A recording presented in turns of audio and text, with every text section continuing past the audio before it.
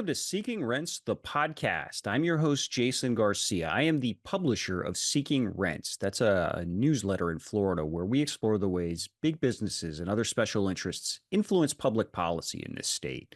I like to start off every episode with a quick explanation of that name because it does not have anything to do with apartments or the cost of rent. The name Seeking Rents comes from a term in economics called rent seeking. And rent seeking is what's happening when someone with lots of wealth and influence, like a large corporation or a billionaire, uses that wealth and influence to get laws changed in a way that allows them to capture even more wealth and influence for themselves, usually at the expense of someone else. So today we're actually going to be kicking off something a little different. You might have noticed if you're someone who listens to this podcast regularly that the episode length here is a lot longer than our normal ones. We're going to start doing some conversation shows where I'm going to bring people on to talk about issues that I think are important, that folks with firsthand experience lift up voices that don't normally get heard in the Capitol, or at least listened to in the state Capitol. These are folks that have a lot more expertise than I do on the issues they're working on. And so today we're going to start it off, and I decided it would make a lot of sense. We've written a lot this year about what, for my money, is one of the worst examples of rent seeking, one of the worst corporate bills we've seen come through Tallahassee in many years, and that was House Bill 433. And if you'll recall, that's the piece of legislation that, among other things, prevents communities across Florida from doing anything to help outdoor workers obtain protections from working in extreme heat. And so essentially this is designed to stop a place like Miami-Dade County from passing a local ordinance that requires, agricultural companies and home building companies to provide just basic stuff like drinking water and access to drinking water and shade cover to their own employees, to prevent heat illness. And as we've written about on the newsletter, this preemption that just passed and that Governor Ron DeSantis signed into law, it didn't sort of come out of nowhere. This was the culmination of a years-long sort of debate that began with advocates for immigrant workers and farm workers, particularly, pushing to try and develop some sort of statewide protection for outdoor workers. And then when the Florida legislature refused to listen and refused to do anything, despite sort of, shedding a bunch of crocodile tears and acting like that was an issue they cared about, these folks turned to their local governments for action and started to gain success there. And that's what prompted the big business lobby, led by home builders, led by farming companies, led by organizations like the Florida Chamber of Commerce, led them to go to Tallahassee and cash in a bunch of chips and get 433 passed. We're going to talk to three folks today that know this issue far well and have been working on this stuff for years. And so you're about to hear a conversation with Esteban Wood, who is the policy director at WeCount. That's a grassroots organization of immigrant workers and their families in South Florida, and they've been deeply involved in this. And you're also going to hear from Jeannie Economos and Ernesto Ruiz, who are both with the Farmworker Association of Florida, who was also at the front and center of this effort to try and pass some sort of heat illness protection legislation, first statewide, and then trying to get, when that failed, trying to get some local protections in place. The Farmworker Association has been advocating for farm workers for years. In fact, one of the very first state government stories I ever did involved some work the Farmworkers Association had been doing related to farm workers in the Apopka area, which is near Orlando and is where the Farmworkers Association is based. So anyway, that's the conversation you're about to hear. As you can imagine, talking about this subject and the way it has unfolded in Florida, it gets pretty grim at different points, but there's a lot of powerful and uplifting moments in it. And we end in a place that I think hopefully will inspire folks to action, that this isn't a lost cause in Florida, right? There are still ways we can advocate for good change. Yeah. And I hope you'll walk away from this conversation maybe feeling angered, but also motivated to do more, to keep trying. So here it goes. I hope you enjoy it. Esteban Wood, Jeannie Economos, and Ernesto Ruiz, welcome to the show, and thank you for being here. Let me start with some of the history to this issue. And Jeannie, maybe we'll start with you.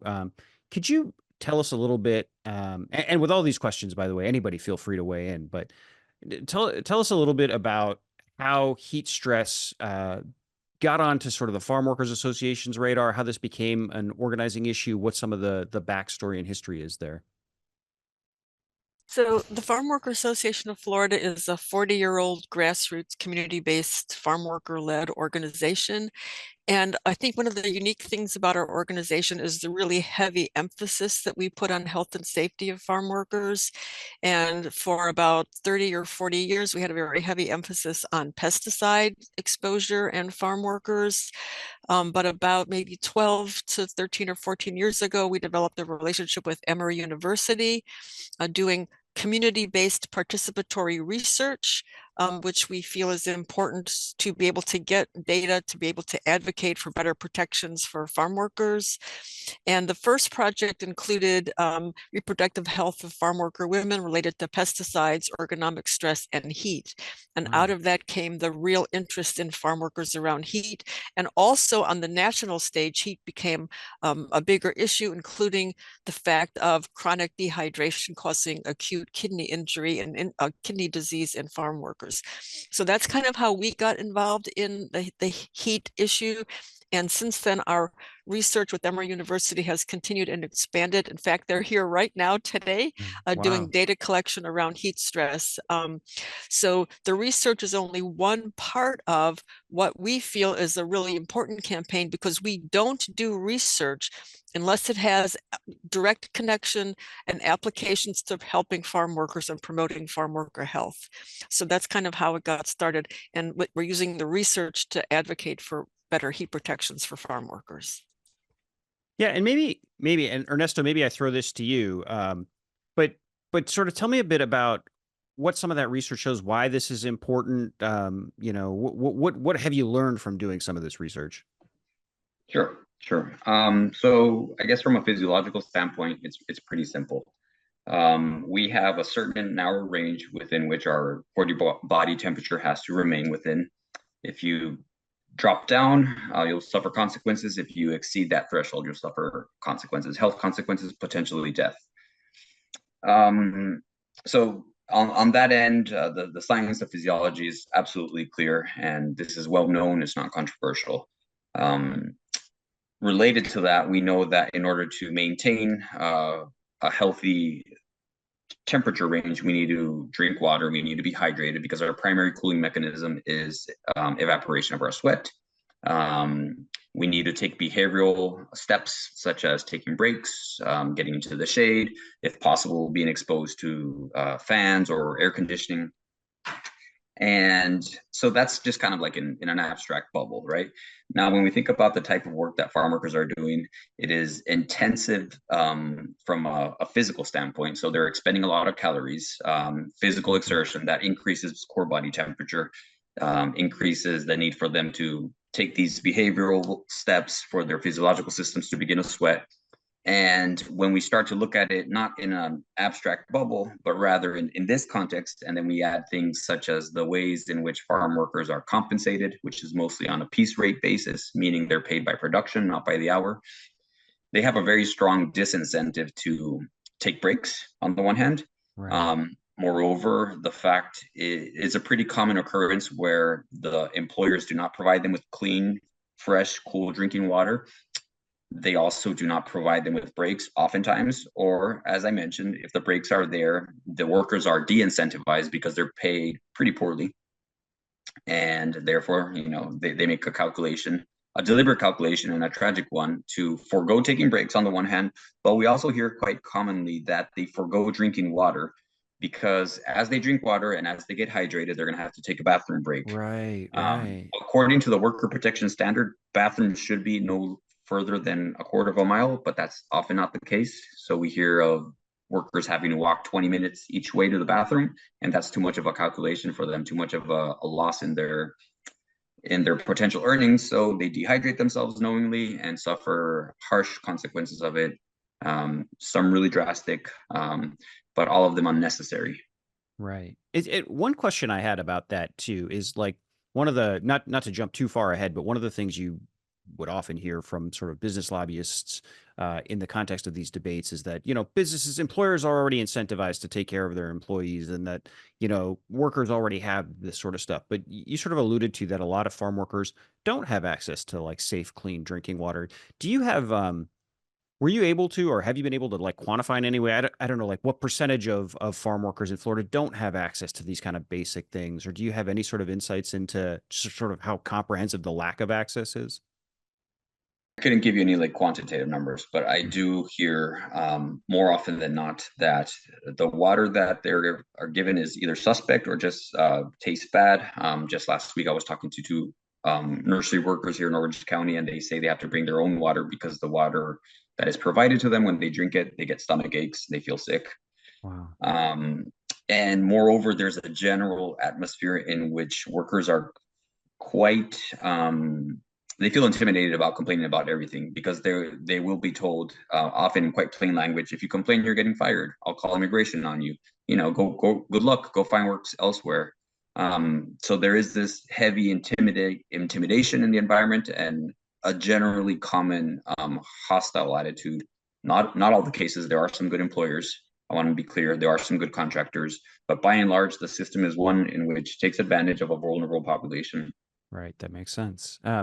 And Esteban, maybe I can throw this to you next. Sort of this obviously evolved initially into a push for some sort of statewide law.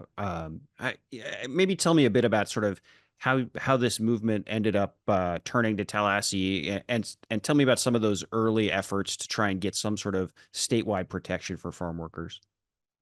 Or I guess I'm sorry, I asked for farm workers, but this goes even beyond farm workers. This is construction workers, all outdoor workers. But anyway, sorry, I didn't mean to cut you off. Tell me a bit about sort of the turn to Tallahassee.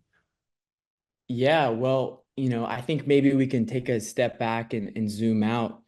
So nationally, the push for heat safety protections really got started and gained momentum during the summer of 2005 in California, when California suffered a really bad heat wave that killed tens of workers, right? And soared temperatures to triple digits. I think 4 or 5 agricultural workers died that summer. And in response, Wow. the United Farm Workers, in collaboration with some pretty progressive lawmakers at the time, approached the governor, who was Governor Schwarzenegger, to issue the country's first comprehensive standards to protect agricultural workers and other outdoor workers from heat. And so that was first implemented in 2005. Later, in 2015, the effort continued with Governor Jerry Brown, who worked with advocates to strengthen those standards and that enforcement. It's really different, right? The system that California has, they have a Department of Industrial Industries. They have their own OSHA, state level OSHA called Right. Cal OSHA. And so it's important to understand that those protections have saved countless lives in Right. California and really set a precedent at the national level beginning in 2005. In Florida, the push for heat safety protections really began with legislation that was first introduced in 2018. Mhm. Since then, it's been reintroduced in several different legislative sessions in 2020, in 2021, in 2022, and most recently in 2023 and 24. In 2022, though, that's when we saw, the legislation have the most progress, right? Right. At the time, it was SB 732 and HB 887. And we can talk a little bit about it, but, in 2022, it passed unanimously and in a bipartisan manner in the Senate Agriculture Committee. Right. But unfortunately failed to advance any further because of pressure from industry groups. Yeah, and let me take a beat there, because we actually had a story sort of focusing in on that moment where it actually seemed like something might happen. But to give folks that aren't familiar, like tell tell people about what the ask was for, like what that legislation was, because, sort of from my perspective, it was like an incredibly like modest and reasonable ask when you sort of think through, like particularly what Ernesto laid out about, the sort of the perils that workers face. And these are some of the most vulnerable, exploited workers around. To tell us a bit about just sort of what specifically that legislation would have done. Yeah, that legislation really called for, the creation of a program, a heat safety program, a best practice standards to train workers and employees on the signs of heat illness. It would have required supervisors to provide water and a 10-minute break every 2 hours. It would have mandated the Department of Agriculture and Consumer Services in Florida to approve those programs and certify that employers would comply. But it's really important to emphasize that that bill focused on education and training, right? It did not have penalties. It Right. did not have any sort of cause of action. And it was really a prevention bill more than anything. Like Ernesto said, I mean, it's important to remember that in Florida and in Miami-Dade, and we'll get to it, we live in a subtropical climate, right? Mhm. Where there's not only high temperatures, but there's high humidity levels. And so to what Ernesto was saying, the body really cools down by the evaporation of sweat. But when there's high humidity level, that sweat isn't going anywhere. The human body just continues to sweat and Right. sweat and sweat and sweat, and it's not evaporating, right? And so their body is just not cooling down in the way that our body is supposed to work. And so that's why I think, these protections that were in this statewide bill, like I said, that were voluntary, it would have required these protections, but there was no enforcement mechanism. There was no penalties. Right. That's why it was so important, for us to pass it. Yeah, and my memory of that, and I admittedly I never covered this issue closely back then. It was one that I kept tabs on, but wasn't writing about myself. Partially because, you know, I felt like places like the Miami Herald were doing a great job of covering it and stuff. But like the business lobby's public objections were we didn't want to create a cause of action where we could be sued. We didn't want like the heavy hand of government. So all of those concerns seemed to be addressed. If you were like bargaining in good faith with folks here, it seemed like workers came a long way. And I don't know if Jeannie or Ernesto, if one of you has any perspective on this, like can you give me some sense of what was the feeling like at that point? Was there like optimism that something would get done on the state level, or was the feeling that it was always still a long shot for like the Farm Workers Association? I don't know if either of you want to weigh in on that. Well, I'll just say that, our organization feels like what's really important is for farm workers to have a voice. Hmm. And farm workers need to be able to advocate for themselves. They need to be seen as real people. They need to have the ear of legislators. And so we took people to Tallahassee, farm workers, to speak with their state legislators, to speak in committees, to speak at press conferences, to talk about their own personal experiences. And those experiences were very compelling. It's a big challenge for farm workers to be able to speak on their own behalf, oftentimes because they're afraid of the language, they feel intimidated. A lot of them are undocumented. They're afraid to be in front of legislators who have power. So we work with farm workers to help give them the courage and the confidence to speak. And it's really beautiful to hear their personal stories and to see them come forward and feel like somebody's listening to them. So there was optimism. And let me just say also, prior to the legislative session, we several years in a row, we would meet with legislators in their home districts, Democrats and Mm. Republicans. And so we would meet one-on-one with them in their home offices, their local offices, so that they could hear people directly, not in an intimidating setting like in their offices in Tallahassee. And people would, lay their hearts out and lay their personal stories out. And we got sympathy from a lot of these legislators. They wouldn't commit to saying yes or no, but we did get sympathetic reactions from both Democrats and Republicans. And we even had one legislator, when we were in his local office, he was shocked. He said, "You mean there aren't any protections for workers about heat?" And he was shocked to learn that there was nothing to protect workers. So from those meetings and from the kind of responses we had, and this was several years in a row when we did this, we did feel somewhat hopeful. And because there was no penalties in the legislation, we did feel hopeful that this, we weren't naive. We know that there would be pushback, but we did feel like this was such a simple ask, and it was not any kind of huge challenge to employers, that we did feel hopeful. And again, it was really powerful that they heard directly from affected workers themselves. So it did give us hope. And I will say that we are in kind of a state of shock right now after what happened.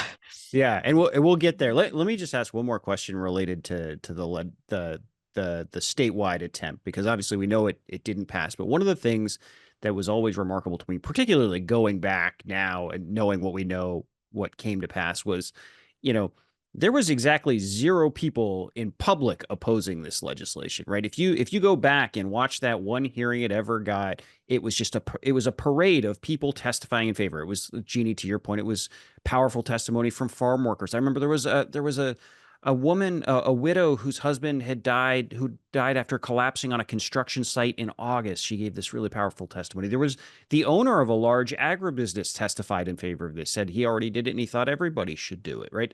And you had the bill was sponsored by a Republican. You had Republicans on that committee were the ones sort of falling all over themselves to express solidarity and really sort of talk about how much they'd been moved. And again, not a single person raising any concerns at that point. And yet you get past that day, never moves again. And not only never moves again that session, hasn't ever moved again since. And so maybe Esteban, you sort of alluded to this, so I'll come back to you on this. But did you have any sense why was it not moving? Where was the opposition coming from? And like, could you ever sort of see it in action, or was it always sort of happening in shadows that you could never like put your fingers on it? Yeah, it's a good question. The opposition was always behind closed doors. As you said, there was a lot of support, from WeCount, from FWA, from the AFL-CIO, construction workers. You had UPS workers speaking in favor of the bill. Right, I remember that. Climate Yeah. groups, like you said, Constance Albright, a widow of a construction worker who lost her husband and was returned a bloody, soaked hard hat My God. after an August death. But like you mentioned, John S. Forms, the CEO of Sunripe Certified Brands, one of the largest tomato growers in the country that has citrus farms and tomato farms in Florida, Georgia, Tennessee, Mexico. He spoke in favor of the bill. And like you said, I mean, I think the opposition was always behind closed doors. We never saw anyone once speak against the bill. We actually, to this day, don't know how, that directive or that opposition was communicated to leadership. But we do know that those industry groups, those trade associations were mobilized. They did get their folks in line to really scare the living daylights out of these legislators to not advance it any further. I just want to mention that, originally the Senate bill was referred to, the Senate Ag Committee, Health Policy and Rules. And after it passed unanimously 7-0, it never got to its second committee ever, to the Health Policy Committee, right? Which I interpret that as really undemocratic and not how the system should operate in Florida, but even in the United States. Right. It's one of the biggest jokes for anybody who covers the Florida legislature for a long time is there's always presiding officers will always claim this is a member-driven process. It is not. It is the most top-down structure this side of the U.S. military, right? Nothing nothing in Tallahassee goes forward if legislative leadership doesn't want it to happen, which makes it very easy to kill bills behind the scenes without ever having to sort of put your monstrosity on display. And Ernesto, I actually want to bring you back on something that I meant to ask earlier, but maybe it makes sense because what we've described here is basically 2018 all the way. I think we were even trying to get a statewide bill passed even as recently as this past session, or 2023 at least. And while this is all happening, right? The climate is getting hotter, right? And so I think if memory serves, 2022 or 2023 was a record heat year in Florida, and like 10 of it, I'm directionally this is right, but like five of the top 10 hottest years, like 8 of them have been in the last 10 years or something like this. And where I'm leading to this is, Ernesto, can you give us in a sense, like some of those impacts you were talking about earlier, some of the heat here, how much does sort of climate change exacerbate this, or how much does climate change make it more of an urgent issue? Does it are we seeing more problems because of that? Is it wrong to link climate change to this? I'm just sort of curious how you see the intersection there. That's a great question, and absolutely, it's intimately intertwined. From a purely mechanistic, physiological standpoint, you're absolutely correct. Each year, I believe, is the hottest on record as we continue to advance. So that itself adds a greater amount of stress. There's also a somewhat broader ecological, less direct connection in that climate change affects the ability of food to be produced in a systematic, sort of predictive way, right? Mm-hmm. So it adds a great layer of instability to the scheduling, to harvest, to planting. If the agricultural sector is going to be weakened because of these, external ecological factors, then, that it directly impacts the people who are employed in there, adding, greater labor insecurity, which translates into food insecurity, potentially lost wages, right? If the season doesn't pan out as it was planned, then you might miss out on a harvest, which means missing out on weeks of potentially of potential earned income. And then there's all these other factors that impact our farm working communities: floods, hurricanes, the fact that we as a state and as a country don't exactly do a great job at publicizing disaster preparedness in culturally relevant ways. We don't necessarily always translate these materials into Spanish. If we do, we don't necessarily always pay attention to the local Spanish varieties that are spoken, which, sometimes the differences might be insignificant, but sometimes they might be quite significant. We oftentimes overlook the Central American Mexican workers who don't speak Spanish. They speak Mixteco, they speak some other native language. And oftentimes after the response, after the disaster response, you'll see National Guard, you'll see police mobilizing, and this is not entirely, but this is a pretty prevalent intimidation, a big intimidation factor for a lot of these populations. If they see that food is being distributed, that medicine, that shelters, and it looks more like an army camp, oftentimes we hear from our community members that, hey, I don't quite feel safe going there. Some counties, yes, some police departments do a better job at being proactive, of establishing good communal relations. Some don't. Some do the exact opposite, and then these community members do not feel at all empowered to go be in the presence of police. So climate change is not a simple one-to-one equation. On most topics, the most evident one is heat, which we discussed, but then it has ramifications that spread out across the board, and probably in many ways that I'm not even aware of.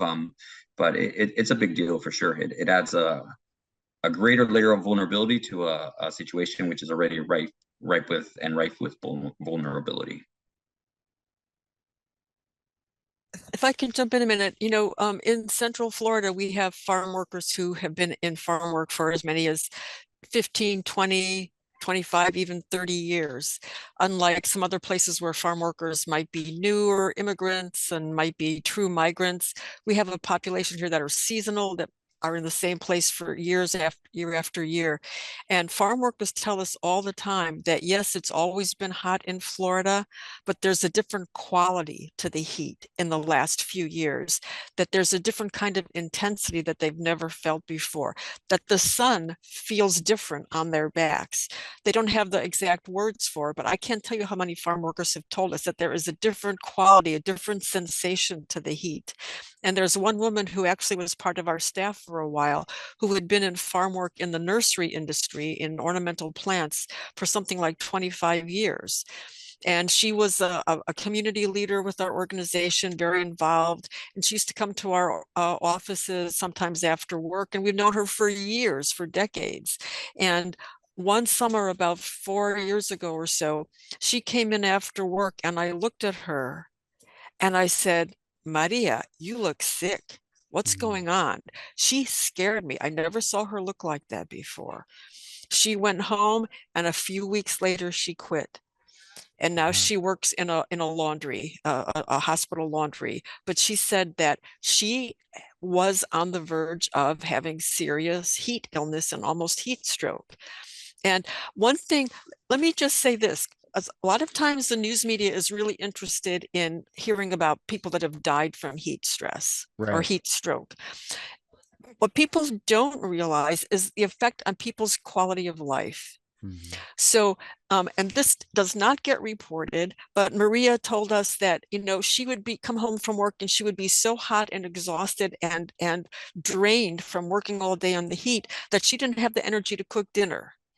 She didn't have the energy to spend time with her kids. She would spend the whole weekend laying down in the air conditioning, trying to cool off to get ready to go to work on Monday. It's these quality of life things that you don't hear about in the news media. And it's frustrating to me that the sensational, you hear people say, oh, there aren't that many deaths.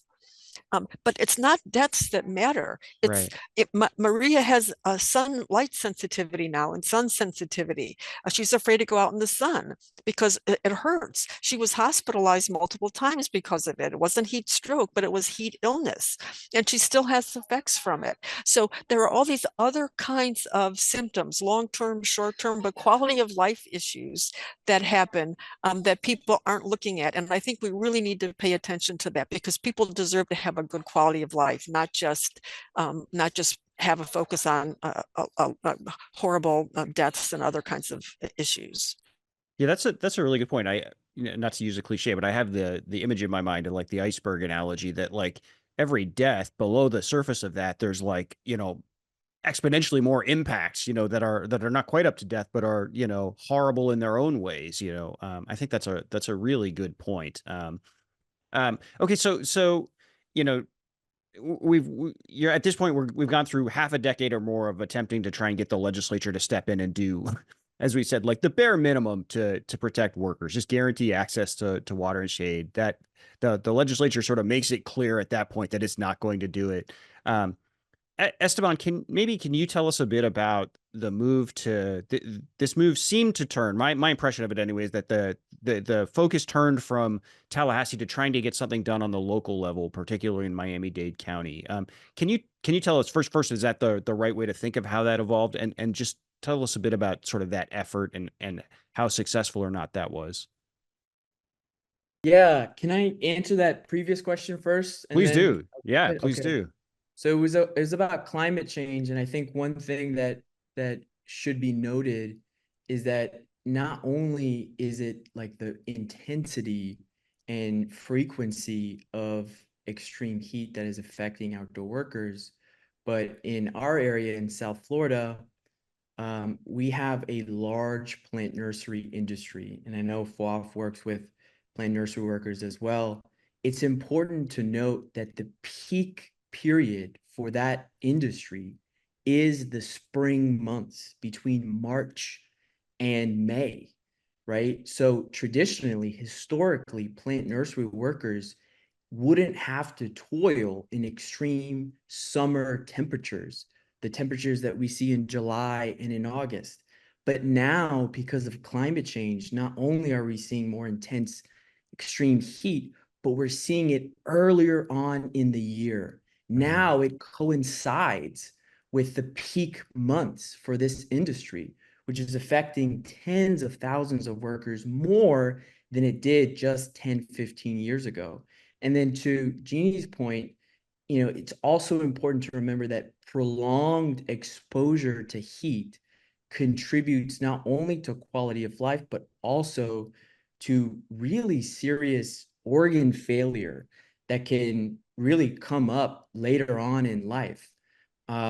That's really a good segue into how, the Miami-Dade County effort got started. I mean, the campaign really got started with one of our members. WeCount, for all the listeners to know, is a membership-based worker center. We organize farm workers, plant nursery workers, construction workers in Miami-Dade mostly. And we launched this campaign in 2022 called Que Calor, right? Or How Hot in English. And it got started because of our member, Jose Delgado.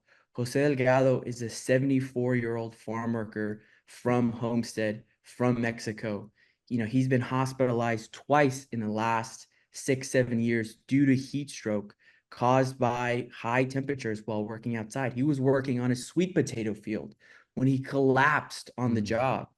Medical emergency personnel were called, and they told him that had he not been found in that hour, he could have died from heat stroke. And so that really combined, that experience, it really, hit home to our membership, and combined with the frustration of the inaction that we were seeing from the Florida legislature, WeCount really made a strategic decision to pivot to spearhead an effort in Miami-Dade County where we thought we'd have more sympathetic county commissioners on the Miami-Dade County Board of County Commission who represent mostly Latino, Black, Haitian workers.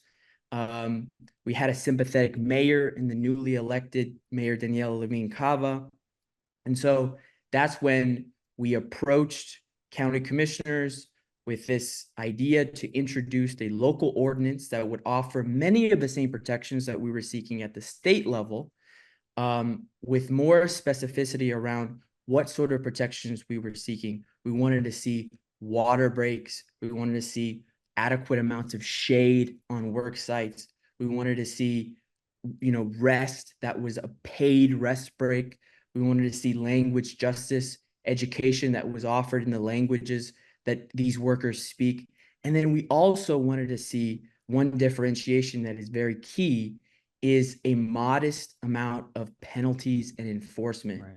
We wanted to see, employers who would not be in compliance with the law have a first-time warning, right, if they weren't in compliance. But after the second violation, we wanted to see a modest imposition of fines and penalties. And so that's really how it all got started. WeCount led a coalition of hundreds of outdoor workers, of public health professionals, emergency care doctors, members of the faith community, community-based organizations, labor groups, labor unions, all to introduce a heat standard for outdoor workers at the Miami-Dade County level. That was introduced in July of 2023, just weeks after two well-noted heat deaths occurred that summer. And so that really was what drove a lot of momentum and motivation for these county commissioners to understand the issue and see that this was something worth taking action on. Right. And just, Ernesto, I wonder if maybe you would have some thoughts on this, but, I think I read that the Miami-Dade protection ordinance would have protected something like 80,000 workers. Does that sound right, Esteban? Yeah. So in Miami-Dade County, there are more than 300,000 outdoor workers. The ordinance would have covered outdoor workers in agriculture and construction. So that's around 100,000 workers. Okay, that makes sense. And where I was leading with this, Ernesto, is obviously that would have been only Miami-Dade County. But if you look at if you take like sort of the most populous county in a county that's got so many outdoor workers that would have been protected, is that the sort of thing, would you have expected to see any sort of ripple effects in other places, even if they weren't directly protected that ordinance? Would you have expected to see other communities follow suit? I don't know if that's something you might have some thoughts on sort of the knock-on effects that maybe this wouldn't have been just helpful to Miami-Dade in the long run. It's a really good question. I think it would be pure speculation for me. I can see both ways, and to be honest, like Florida politics is it baffles my mind sometimes. It baffles my Right. heart.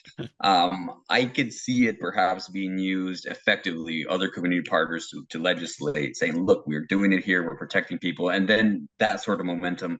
But what happened also, as Jeannie said, we're devastated, but we're not shocked. Yeah. We're not shocked. And if I may, Esteban and Jeannie have provided amazing context, and I'd like to add a little bit as well, which I think is key to sort of highlight the moral implications of what we're dealing with right now.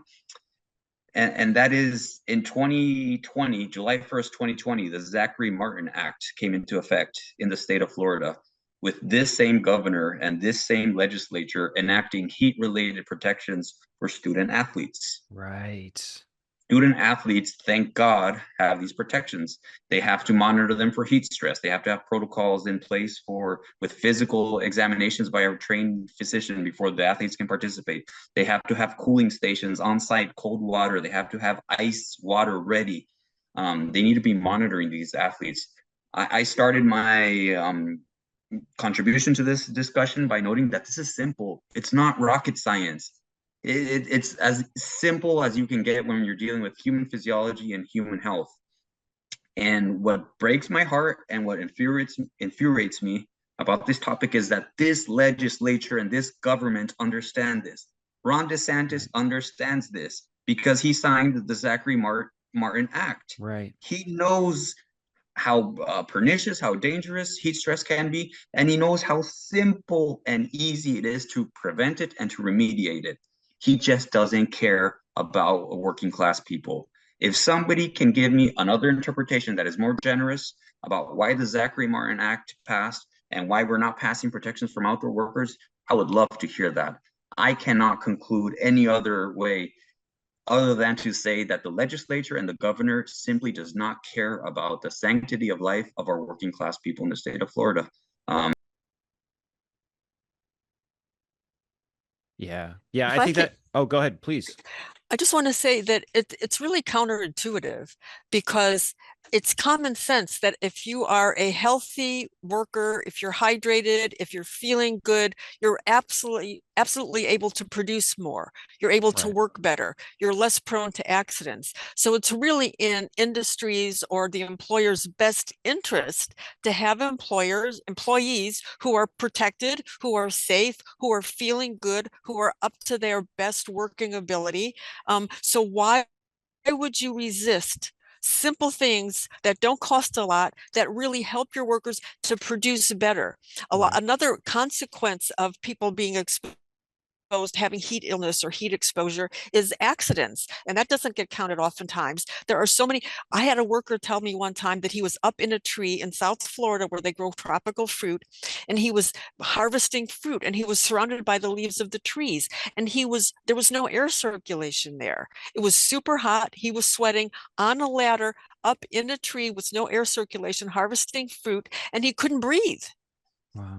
And he said, I was just lucky that I got down the ladder and before I fainted.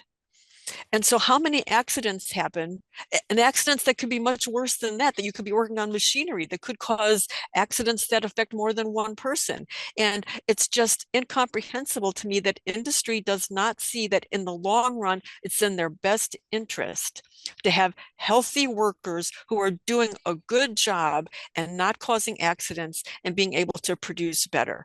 So they are working against their own best interests. Yeah. And I think, Ernesto, that's such a great point to bring up, the parallels there. And it touches on one of, like, as someone who's been covering the legislature for more than 20 years now, one of my abiding frustrations is there are so many people in Tallahassee who either lack the ability or have no interest in expressing empathy for anybody other than themselves or people they directly care about. And so I think if I had to guess, part of what was going on there is you got a bunch of football fans up there. You got a bunch of Florida State and UF football fans who they care about those football players, right? That's why they act there, but they don't have anybody in their lives that are a farm worker or a construction worker that they really care. They haven't had to deal with any sort of tragedy, or even sort of the not to call it a lesser tragedy, but even some of those non-death but like quality of life effects. They don't have any sort of personal interaction with this, and they either are incapable of empathizing with that when there's no personal connection, or they're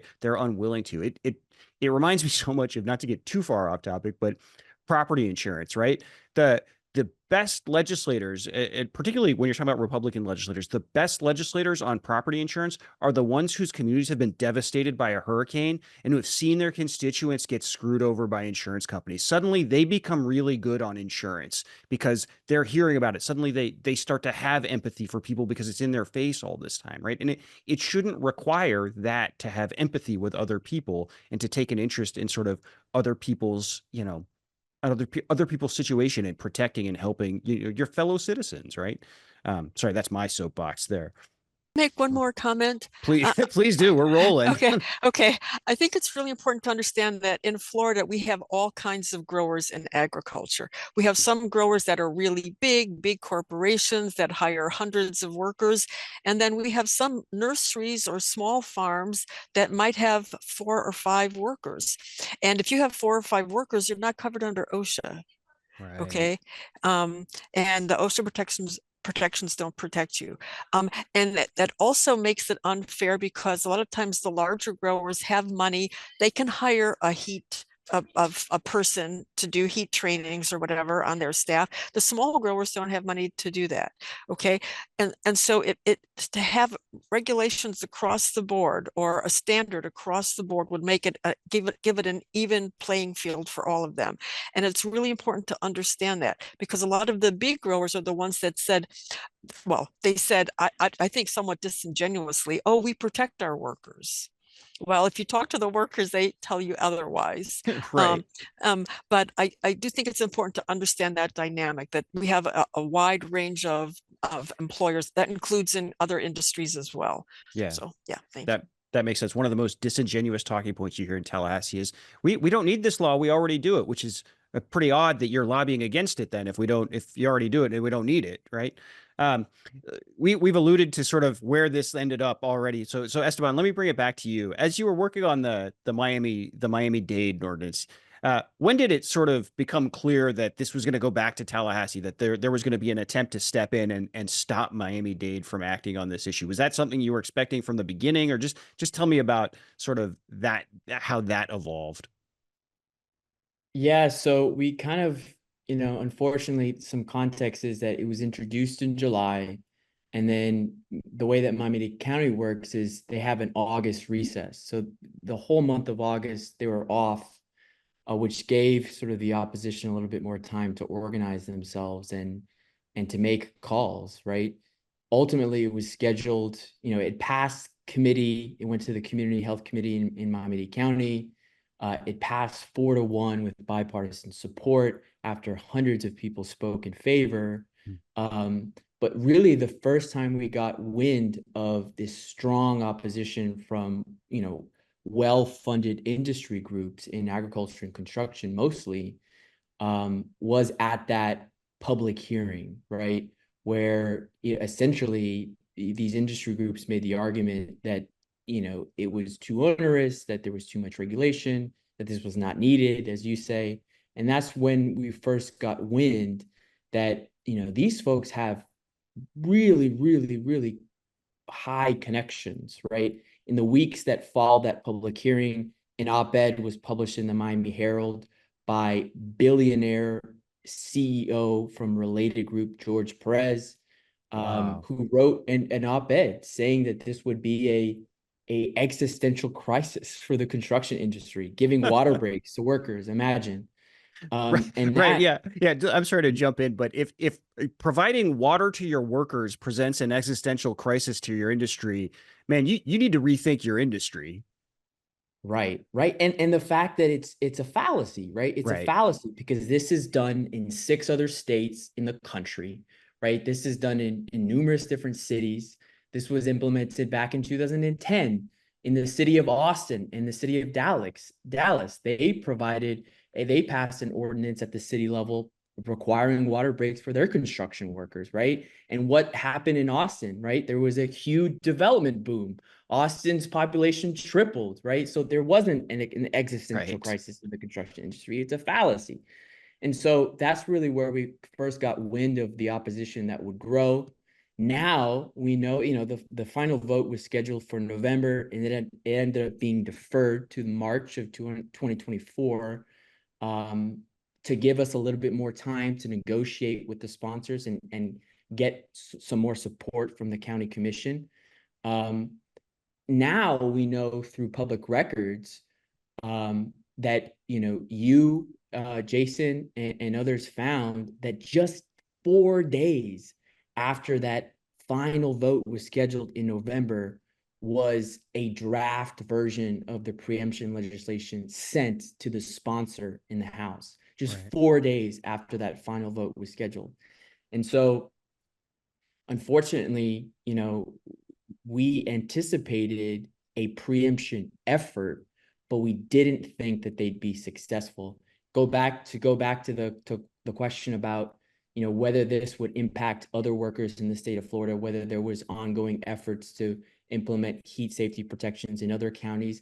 There were, right? There was definitely efforts in the works.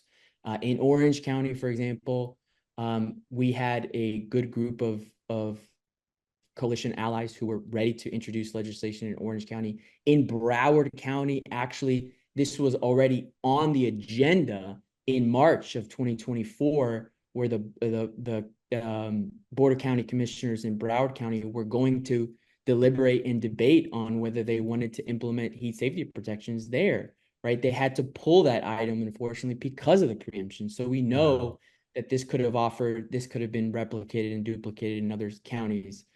But that's to just give you some more context. Yeah. One of the more tragic seems like the wrong word. I don't know. Maybe pathetic is the right word here, but that the pivotal vote to pass this bill, and just to, I imagine anybody listening to knows this, but the bill we're talking about is House Bill 433 that passed this year, that after years of refusing to do anything to provide protection to outdoor workers, of the Florida legislature refusing to do it, when suddenly it looked like advocates for workers were going to have success at a local level, getting local protections, the Florida legislature finally lumbers into action to stop local governments from doing what the legislature refuses to do itself too. So, and what was wild to me about this, when you sort of look back at the process of this, the pivotal vote, there was a chance to kill this bill. It passed by the first Senate committee by 1 vote, and if it had been stopped there, the rules of the legislature are such that you could not have brought it back. And the legislator who voted for it, who cast the vote to keep it alive, essentially the pivotal vote, was the same legislator who had been sponsoring the statewide protection bill, the bill that the legislative leaders refused to advance. Ana Maria Rodriguez, a Republican from Miami. And I say all that because I'm curious to get your guys' thoughts on how different was the reaction when you went up to Tallahassee to advocate against this preemption bill, when you brought workers and other advocates to try and meet with legislators to convince them not to pass this bill. How different, if it was different, was the reception you got from legislators compared to when you were advocating for a positive bill, a bill that everybody was giving you positive feedback in person, even though they would then turn around and not actually do anything? Just tell me if either of you can, and I don't know, this might be an Esteban or a Jeannie question. What was how different was the reception from the legislature this past session trying to lobby against House Bill 433? Jeannie, you want to go first? Well, I'll just say I myself didn't get to Tallahassee this year, but our other of our staff members did, and just from hearing back from them, they came back disappointed. They did like they did every other year. They different people, of course, but they went and they spoke their mind to the state legislatures and shared their personal experiences, but they did not get the same kind of reception. And there was a different feel in Tallahassee overall, because in previous years we had press conferences that included AFL-CIO and other labor organizations, as Esteban mentioned earlier.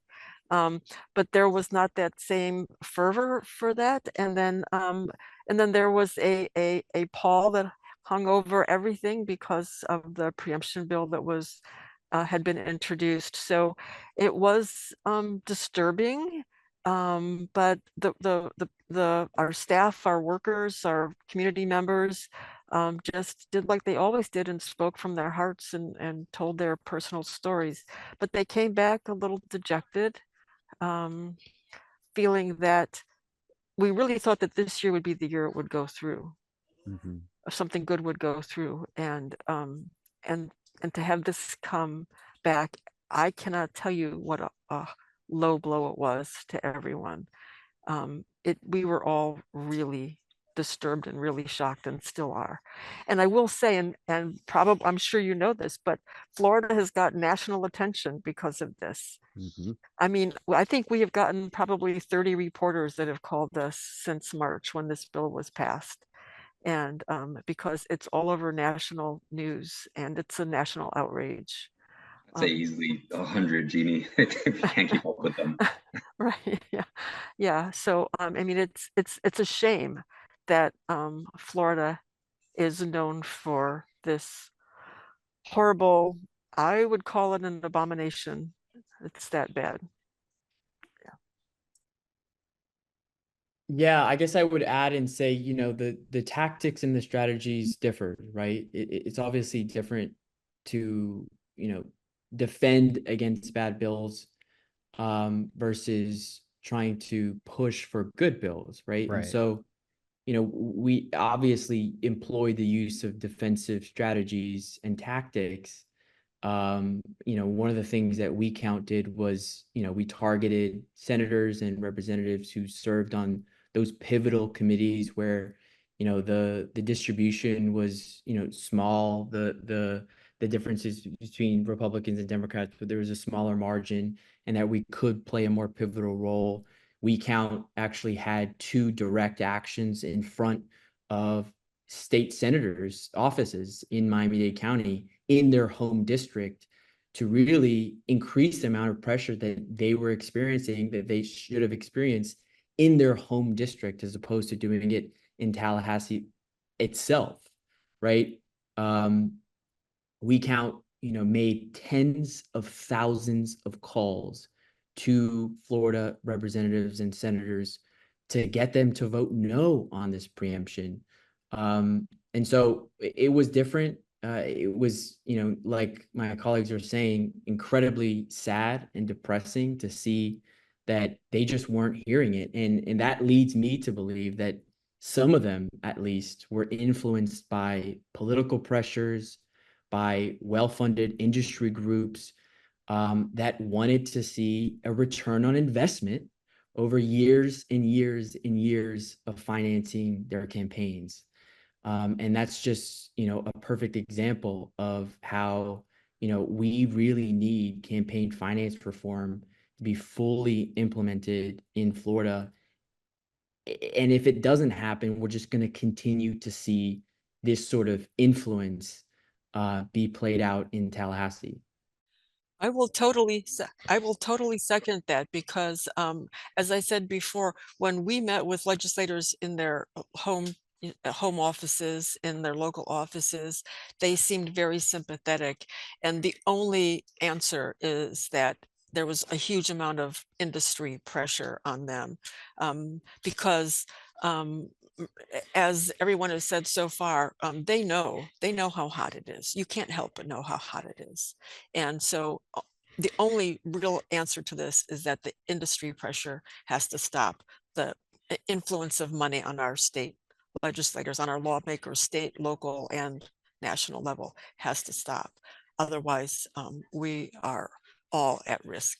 Yeah. Yeah. For my money, there was, I think Esteban, you alluded to this, but a number of reporters unearthed some really interesting records related to that process. Like we found records that showed like the Florida Chamber of Commerce and the Foundation for Government Accountability, another sort of billionaire-backed right-wing think tank, were helping to write this bill.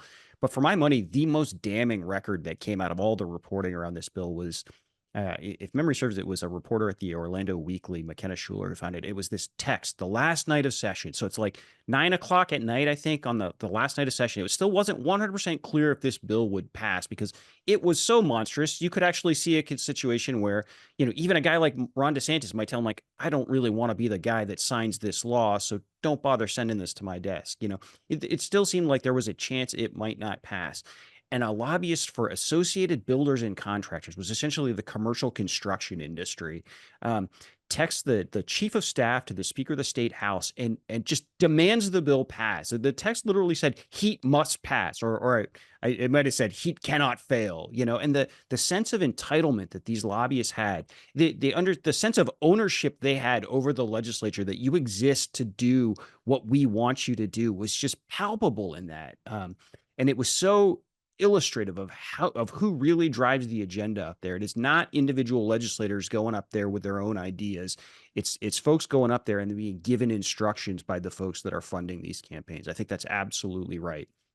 Let me do this because this is actually a pretty dark and depressing place right here. One thing I will say, after this bill passed, and we haven't gotten into it, there was more to this bill that made 433 awful, but the heat stuff is, I think, really what has resonated, partially because, in Orlando, we just had yet another heat index day over 100 degrees already. People can feel how hot it is. And so the idea that you're going to now protect employers that deny water to their outdoor workers is crazy to like regular folks who don't normally pay attention. And I say all that to say that there has been a reaction to this bill that, unlike any I have seen. The legislature passes a lot of what I would argue are pretty monstrous bills that don't get a lot of attention. But, I get feedback from readers in a way that I don't normally when I write about this. I know other journalists that have written about this are hearing from readers, even like very conservative readers who normally will just reach out to sort of rip on the coverage they see and express what they don't like, are sort of disgusted by this bill. And so I wonder if it creates an opportunity here going forward for some sort of positive change to come out. And so that the last question I'm going to ask you guys, and any of you can take it, but kind of like where do we go next, and what could be, is there a positive potential outcome from some of the backlash to this? Is there, we're seeing signs that OSHA might get more serious, the Biden administration might get more serious about actually developing a federal heat safety rule. Just sort of tell me, what can folks look for that could happen next? Where are there silver linings to these dark clouds we've been talking about? Who should take a stab at that first, Jason? You know what, Esteban, you unclicked first. I'm going to go Esteban, Jeannie, and then Ernesto, if you want to weigh in too. Okay, well, there's a couple things I wanted to mention. One is, your comment about, legislators not having, essentially a spine, right, in Tallahassee, their own mindset and independent thought, right? And I think, it's important to lift up some Republican legislators who stood against HB 433, who voted against HB 433. And to his credit, Representative Mike Beltran did release a statement saying that due to Florida's unusually hot climate, he believes local regulation may be appropriate. And that's the reason why he voted no on HB 433. So we should lift up responsible Republicans who have independent thinking and who aren't at least bought and sold on this issue. But to your point on ending with a positive thought, I do think that the OSHA proposed national heat standard is a step in the right direction. It's important that readers understand that there's a federal rules making process that takes 7, 8, 9 years to complete. Right now, we're at the state in which, OSHA and the federal government is receiving and gathering public comments from industry groups, from the general public, from worker advocacy organizations, reviewing science data and economic fiscal impact before it, is published and implemented. So if you are out there and you do want to, have your voice heard on this issue, please participate in the public comment participation process. anybody can make public comment saying that they're supportive because of X and Y reason. But the way that we move forward is WeCount remains incredibly focused on reaching the most vulnerable workers, right? The workers who suffer in the heat every single day. We're launching an education and outreach campaign, making sure that workers understand the rights that they currently have, understand the warning signs and the symptoms around heat. We're distributing an unprecedented number of heat safety kits in our community to really protect the most vulnerable workers. And the way we move forward is a couple of things. One, in the legislative arena, I do think that we can probably mount a campaign to resurrect the statewide bill to offer and require education and training in the state of Florida. I think we should all be supportive of the federal government and President Biden's current efforts to pass a national heat standard. WeCount remains focused on also finding bold solutions outside of the legislative framework. How can we sign voluntary agreements with large corporations in the same way that the Coalition of Immokalee Workers have done with their Fair Food program, to require heat safety education and training and protections for plant nursery workers, farm workers, construction workers, etc. That is what we should all be focused on, is in light of all the darkness, in light of all, the pessimism and the negativity in the Florida legislature, how can we essentially move around them? I'll jump in and I'll say that our first priority is, we are in the middle of summer right now, and it is really hot, and I am terrified for workers every single day. So right now we're launching a campaign of doing trainings. We're doing heat stress trainings in Spanish and Creole all around the state. We have a goal of doing a minimum of 850 heat stress training, a minimum of 850 farm workers on heat stress this summer through September. We're hoping to even exceed that number. Our Creole for Haitian trainings are going to be starting soon. We're also doing social media campaigns to let workers know about the heat stress and what they can do to protect themselves, what the signs and symptoms are. We're also sending out PSAs to radio stations and asking them, to Hispanic and Creole speaking radio stations, to ask them to, and English radio stations as well, to do announcements about heat stress and how to protect themselves, and what signs and symptoms to look for. One kind of hopeful thing is the IFAS, which is the University of Florida Institute for Food and Agricultural Sciences, a few years ago created this thing called the Farm Labor Supervisor Training. It's very good. It's voluntary. They actually charge for it now. It used to be free. So usually growers that have some money can pay for it.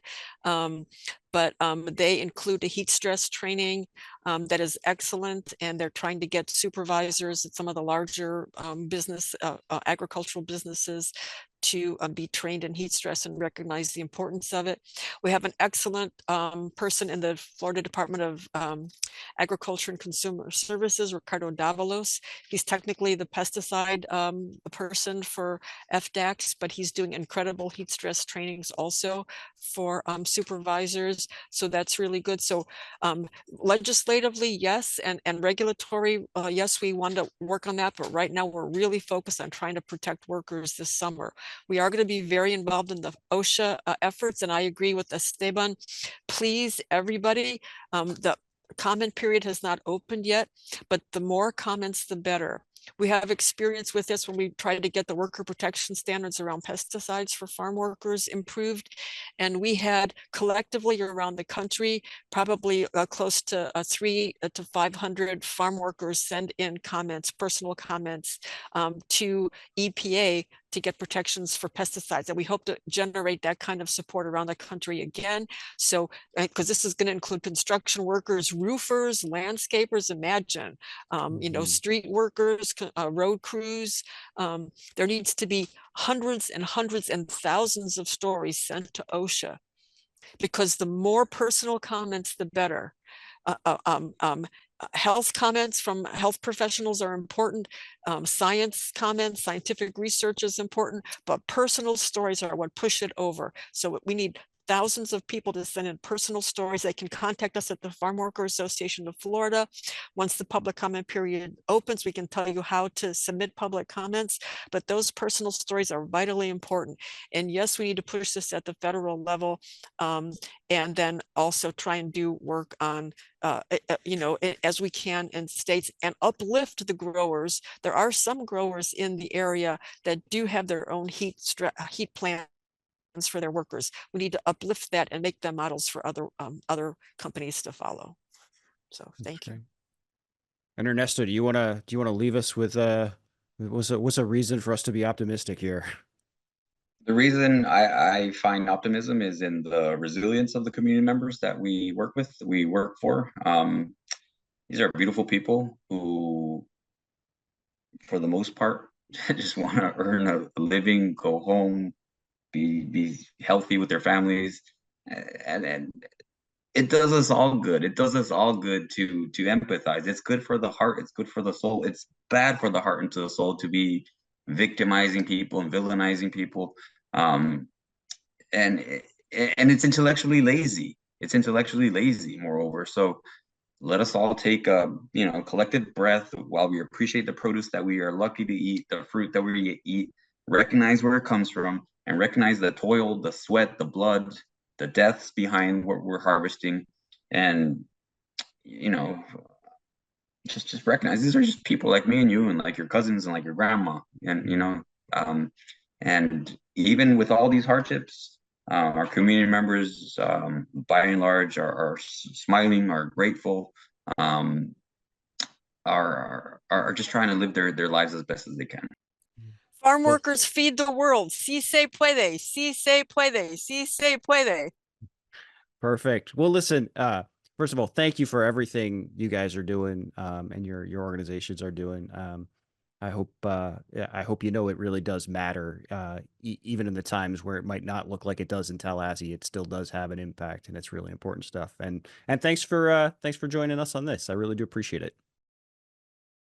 All right, that's going to do it for this week's show. Just to thank you again to Esteban Wood, Jeannie, Economos, and Ernesto Ruiz for doing that. I know I learned a lot in that discussion that I did not know, both about the issue generally of heat illness and the importance of protections for outdoor workers, but also just some of the history and the evolution of this campaign to try and sort of going from a proactive attempt to pass a positive change to this frantic defensive effort to stop a bad bill from passing. As always, if you haven't already, please think about signing up for a subscription to our newsletter. A subscription will get ensure our stories and podcasts like these are emailed straight to your inbox every week. The easiest way to find us is seekingrentsfl.com. None of our stories or podcasts are behind a paywall. We don't charge anything. There is an option to voluntarily pay for a subscription if you can afford one. If you've got the means, please think about doing that. As I'm starting to say, I've mentioned this every week in a different feature we're doing on the newsletter called Florida in 5. Serious and substantive journalism isn't free, right? So every dollar you can spend or that you can spare to help support work like that we're doing here, or subscribe to your local newspaper or support other journalism organizations that are providing work that you think is valuable and important. Every dollar really does help.